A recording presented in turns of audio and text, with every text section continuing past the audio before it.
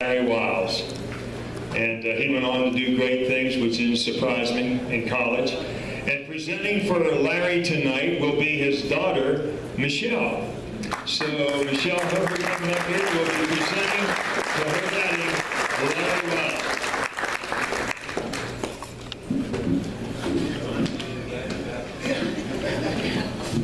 Good evening. Obviously, I'm a little young to know all the stories. Heard a lot of great stories tonight. I want to congratulate all the honorees.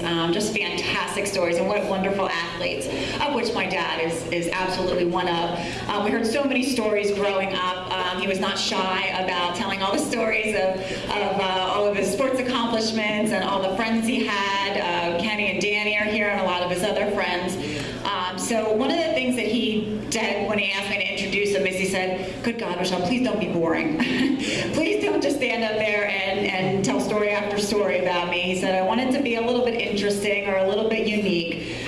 So we decided that, along with some of his family and friends, of which we have about over 40 people here, I just think it's amazing, and it's a real testament to my dad that people from the friends that he had when he was just wee little, who showed up here all the way through, his teammates, his whole family is here, and his friends that he's gotten over the last couple of years. So it's definitely a testament to you, Dad.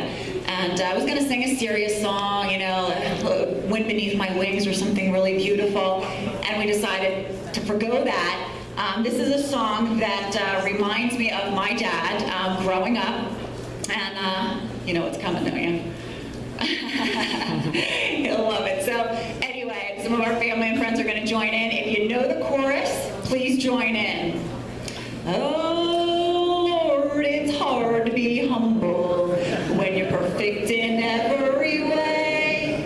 He can't wait to look in the mirror, 'cause he gets better looking each day. To know him is to love him. He must be a hell of a man. Oh Lord, it's hard to be humble, but he's doing the best that he can.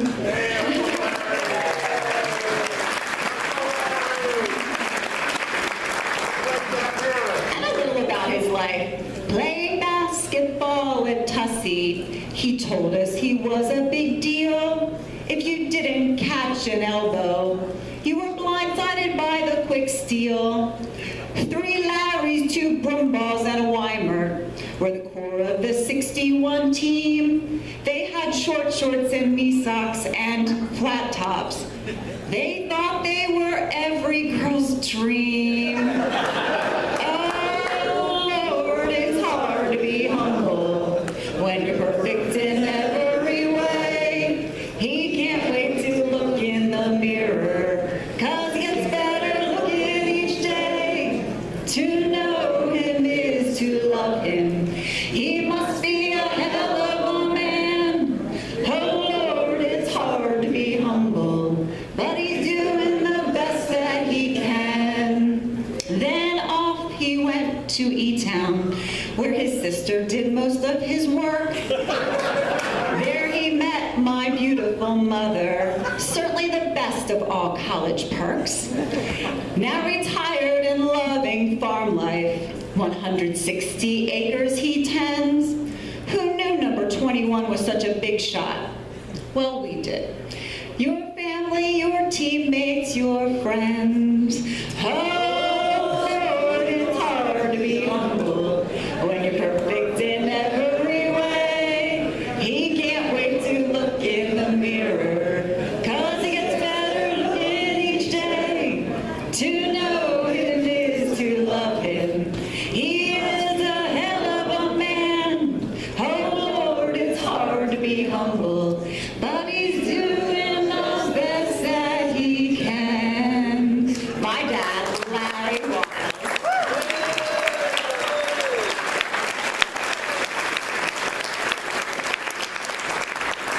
That's the best intro.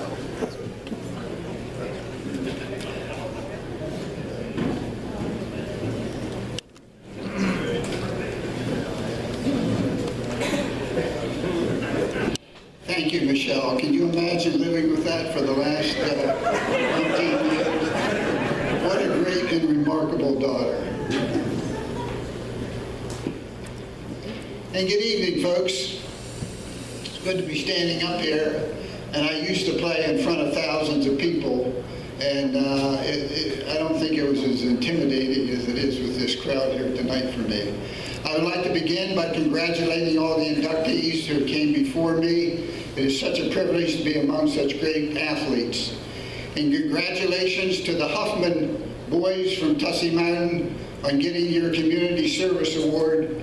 You two are the true heroes here tonight. Thank you for all you do.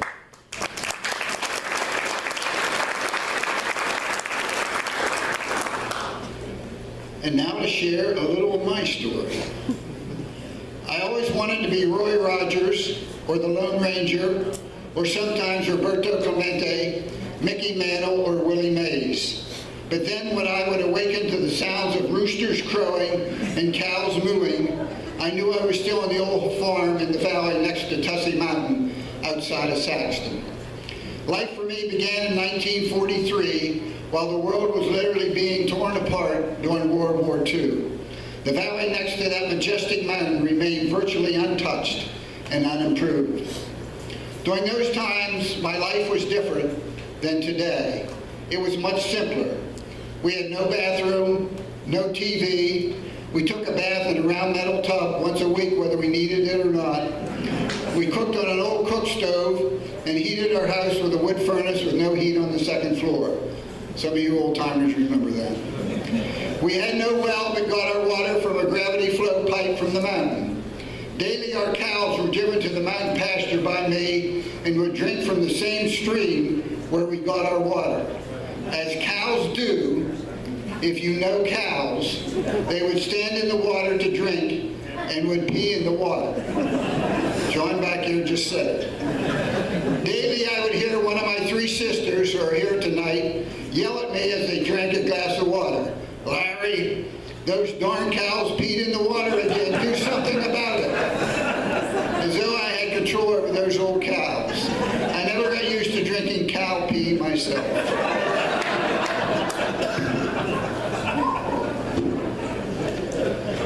I was never out of the state of Pennsylvania until I was 18 years old, and never saw the ocean until my honeymoon at age 22 with my lovely wife. There were no basketball or baseball camps back in those days, no organized out-of-season sports, no weight rooms, and no three-point field goals. If it sounds like a sheltered and naive life, it was. Playing sports, I found, would be my ticket to experience and see life in the big world outside that valley in Bedford County. And oh my, folks, what an experience and ride it has been for this old farm boy. To get to this point in my life has been challenging and wonderful, and now to get this award is awesome. What an honor. First, thank you, board members. Your honoring me is deeply appreciated and something I shall cherish forever.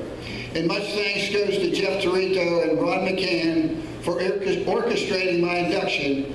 You make me proud to be a Tussey Mountain Titan. As I look over the audience here tonight, what a great feeling to see the people who have come from near and far to share in this honor with me. To my relatives and friends, I am honored and humbled you are here. Thank you, thank you, thank you. You are wonderful folks. A special thanks goes to the two sweetest and most adorable daughters one could ever ask for in Trinell Heather, who couldn't be here tonight, and to my sweetheart daughter here, Michelle Robin. You make me proud to be a dad. But the most heartwarming thanks goes to my wife, who shared in my sports life since we met in my junior year in college and has supported me through thick and thin since then. Phyllis became very savvy and knowledgeable about basketball and softball. Thank you, Phyllis. You have been a saint. Having grown up in the country, folks, with very little money drove me to succeed my whole life. I was blessed with a work ethic and the drive to do my best. Doing hard work was just part of growing up in the country, watching my grandparents and my mom and dad work from daylight to dark on their old farms. I learned well from them, so practicing and playing with intensity in baseball and basketball came rather naturally. I grew up throwing a ball against any wall I could find, and I loved batting rocks as a kid. Folks, if you've never batted rocks, you've missed out on something really special. I never saw a rock I didn't want to bat. And little Larry, where is he? Sitting down there. If you don't have any rocks to bat, you get your father to bring you in a load of rocks and you start batting rocks. By the time I was about 14 years old, I had graduated from throwing a ball against the barn, the house, the corn crib, the chicken house, and implement building, to throwing a golf ball against the cement blocks on the foundation of our house. Which, if you know golf balls and cement blocks, the golf ball comes back mighty fast and makes a thump-thump sound inside the house. My oldest sister, Mana, who's sitting back there, will vouch for this. She was always reading and disliked this sound immensely. Just so happened one day that golf ball came back extra fast, and before I got my glove up, that ball hit me directly between the eyes and dropped me like a rock. As most tough guys do, I ran inside to show my nose to my mother. My nose by that time was almost as big as my golf glove. As Mom took the golf ball and was working on my battered nose and was soothing my embarrassment, my sister Mana, who I could see off to the side reading her book, was uncontrollably laughing and saying, "Finally, Mom took that damn golf ball from him." Folks, I've had many a thrill and highlight in sports, although some stand out more than others. Playing on the 1960-61 undefeated Tussey Mountain basketball team was one. During the 50s and early 60s, while Elvis Presley gyrated the GI Blues and Hound Dog, and my sister Sally, Joanne, and I danced to Chubby Checkers the Twist while we milked the cows in the old dairy barn. Coach Max Schoenfeld was making basketball history by building a winner on the mountain that hadn't been matched before or since, winning 20 straight games and going undefeated. Teams have been shooting for that record, but no one has succeeded to my knowledge. That was 52 years ago. Coach Schoenfeld and Coach John Cook started most of us out as 7th and 8th graders, and when we were sophomores, juniors, and seniors, we were three-time Bedford County champions, and when we were seniors, we were undefeated. That group of boys had all the ingredients of a champion. The team was big and dominated the rebounding, had big-time scoring, averaging 79.5 points per game, while giving up only 50 per game. There were no weaknesses on that club. What a thrill to be part of that team. It was like living an athletic dream that year and what movies are made about. Off to college, and my 1964 Elizabethtown College team became the first team in the history of the school to win the Middle Atlantic Conference Championship, and we came within a couple points of going to the Final Four in Evansville, Indiana that same year. And then going 19-1 my senior year in college were all highlights. The other day when I added up the wins in my senior years in high school and college, it came to 39 wins and only 1 defeat. Those were special times. I would not be standing before you tonight if it weren't for my teammates and coaches from all those past years. And I am honored to have in the audience tonight some of my former teammates. Wow, this is very, very special for me. First, my teammate on my 1956 junior high championship is here. Bill Lloyd, wave to the crowd if you will, Bill. There he is. He looks the same as he did back then. Next, in 1959, this point guard, who was an excellent athlete, was on the varsity with me when we won the Bedford County Championship. Larry McGagnon, wave to the crowd if you will, Larry. There he is. Terry Brood, who I played baseball with. Terry, wave to the crowd.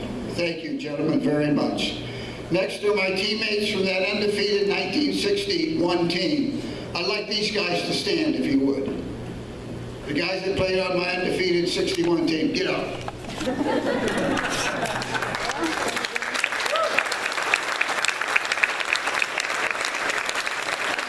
Stay standing, guys. Stay standing. Kenny, I know you're old. You can't stand there. And when I introduce you, if you'd please wave to the crowd so they know who you are. First of all, Tim Moore. Tim came down from White Plains, New York Tim was a junior on that team and an excellent athlete. Thank you, Tim. Next, Big Dan Broombaugh. Dan, I don't remember you being quite that big then, you know. I mean, he was big and strong. Well, a super athlete this man was. He was the only junior that played on that the first string that senior year. Thank you very much, Dan. I really appreciate your coming. And lastly, Dr. Ken Broombaugh, who was my best friend in high school. What a character this guy was. I mean, he doesn't look it, but, you know, some of the things that he did, I couldn't tell you. Ken was an excellent athlete, played on that 61 basketball team with me, and Ken came the whole way from Minneapolis, Minnesota. Thank you, Ken.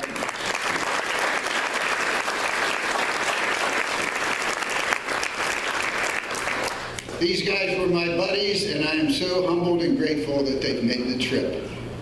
One person missing tonight is Larry Hollingshead, who was a main call in our undefeated season and a guy I went to school with from first grade through 4 years of college. Larry stood about 6'3", 6'4", and he was an unusual guy in that he jumped center and helped bring the ball up the court. What a super athlete Larry was. But unfortunately, Larry died much too soon at the age of 26. Part of Larry's family are here tonight to help me celebrate.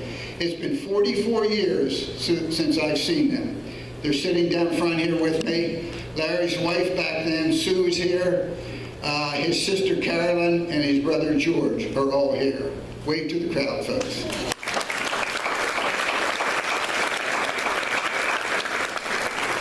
I am so appreciative, folks. It warms my heart that you are here. And I must say to my dear friend Larry Hollingshead, I miss you and think of you often. I wish you were here. You were certainly one of the good guys.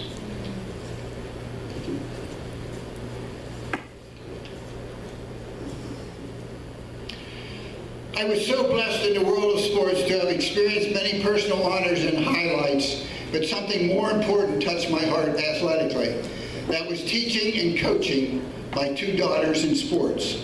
What a joy to watch two little girls grow and improve athletically. It sure paid off as my youngest, Trinell Heather, became an excellent athlete and a great hitter, who swung the bat like Henry Aaron and was a gifted first baseman. Trinell made the All-Lebanon County softball team in high school and helped lead her team to a Lebanon County League championship. Older sister Michelle Robin was an outstanding pitcher in high school and an outstanding athlete and had a 3-year softball pitching record of 45 wins and only 7 defeats. Michelle was an excellent hitter and was fundamentally sound in all aspects of both softball and basketball. Michelle led her softball team to 2 Lebanon County League championships. What special girls, and a treat to coach for any dad. And finally, to close, I'd like to share 3 things. I'd like to mention my dad, who's no longer with us, who was the most instrumental person in me playing sports. Wherever you are, Dad, I'm sure you're smiling and celebrating and dancing on the clouds. You may have been a pain in my backside at times, but I shall be forever grateful because you were always there for me. And to my 3 sisters, Mona, Sally, and Joanne, it was such a blessing to be your brother. And thanks for playing ball with me. It certainly paid off. And to my mama, who's no longer with us, who sewed ankle pouches and pockets in an old vest and filled both with sand that I wore all summer on the farm prior to my senior year in high school so I could run faster and jump higher. Thanks, Mom, and guess what? I think it worked. And secondly, I no longer wish to be Roy Rogers or Roberto Clemente. I am content to be that ex-farm boy from Tussey Mountain and this 70-year-old man who had his time in the world of sports and is now a member of the Bedford County Sports Hall of Fame. Can you believe it, Dad? And once again, to my friends and relatives who have traveled here to be with me on this truly heartwarming occasion, I am honored, humbled, and feel so fortunate to have you in my life. And to the other folks here tonight, thank you dearly. The great spirit in the big country sky has been good to me. My life has been a fascinating road traveled. And last, I would like to close